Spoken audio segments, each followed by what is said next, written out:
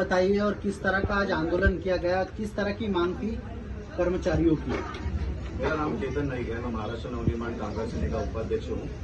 यहाँ पे जो हमारी महानगर पालिका में हमारे कर्मचारियों की जो यूनियन है उसका काफी सालों से यहाँ पे काम चल रहा है। अभी यहाँ पे जो कॉन्ट्रैक्टर्स थे वो कॉन्ट्रैक्टर चेंज होके काफी समय हो चुका है। जैसे पहले के ग्लोबल वेस्ट मैनेजमेंट नाम की जो कंपनी थी उसको नए तरीके से काम दिया गया और उसके साथ में और एक कंपनी को भी काम दिया।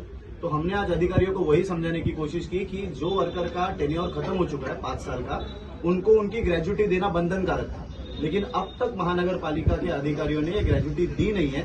इसके लिए हमारी तरफ से 8-10 दिनों पहले उनको निवेदन दिया गया था। सब हमारी तरफ से जो इनिशियल प्रोसेस करनी होती है वो हमने की थी, लेकिन आज तक उसमें कोई भी कागज हिला नहीं, कुछ भी हुआ नहीं। इसके लिए सारे वर्कर्स आज गेट पे आए थे और इस गेट पे आए वर्कर का जो भी कहना था वो हमने अधिकारियों के पास रखा। उसके अलावा वर्कर की एक सबसे इम्पोर्टेंट डिमांड यहाँ पे चल रही थी। महानगर पालिका ने भले ठेकेदारी पद्धति से काम दिया हो, लेकिन महानगर पालिका खुद वर्कर की बदली करने में इंटरेस्टेड नजर आती है। मुझे लगता है वर्कर के बदली का आदेश निकालने का पालिका को कोई भी अधिकार नहीं है, और अगर पालिका ऐसा कर रही है तो मेरा ये कहना है कि यहाँ के कोई तो अलग यूनियन लीडर या कोई नेता के दबाव में पालिका ये आदेश निकाल रही है, क्योंकि यहाँ पे लोगों का महाराष्ट्र नवनिर्माण सेना की तरफ हुजूम बढ़ रहा है। महाराष्ट्र नवनिर्माण सेना की मेंबरशिप बढ़ रही है। ये शायद कुछ यूनियन लीडर को देखा नहीं जाता होगा, तो इसकी वजह से शायद उन्होंने ये बदली का खेल खेला है। लेकिन आज सारे वर्कर ने एक आवाज से कहा है कि ये बदली उनको मान्य नहीं है और वर्कर अपने दम पे उसको विरोध करने वाले हैं।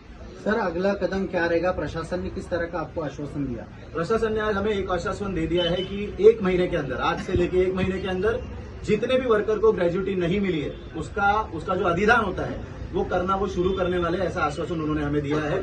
उसका लेखी कागज भले हमें ना मिला हो, लेकिन उन्होंने हमको आश्वासन दिया है कि 1 महीने के अंदर जितने वर्कर को ग्रेजुटी नहीं मिली है उनका देना शुरू हो जाएगा। मैं ये नहीं कहता कि 1 महीने में सबको मिल जाएगी, लेकिन एटलीस्ट पेमेंट ऑफ वेजेस शुरू हो जाएगा, ऐसा उनकी तरफ से कहा गया। लेकिन हर इस तरह की जो संस्था जो होती है, स्वराज संस्था होती है, वहाँ पर हर पॉलिटिकल पार्टी की अपनी अपनी यूनियन होती है। हर कोई अपना वर्चस्व बढ़ाने की कोशिश करता है, अपना लोगों को बढ़ाने की कोशिश करते हैं। इसमें गलत क्या है? आप मनसे के साथ में ही लोग रहे, ऐसा आपका कहना है? मेरा ऐसा कोई आग्रह नहीं है। देखिए, वर्कर जो होता है, वर्कर को अपनी यूनियन और अपनी संगठन चुनने का पूरा अधिकार है। लेकिन जब वर्कर की तरफ से ये कहा जाता है कि कोई यूनियन कमजोर हो रही है और वो कमजोर ना हो उसके लिए वर्कर की बदली करी जा रही है, तो ये गंभीर विषय होता है।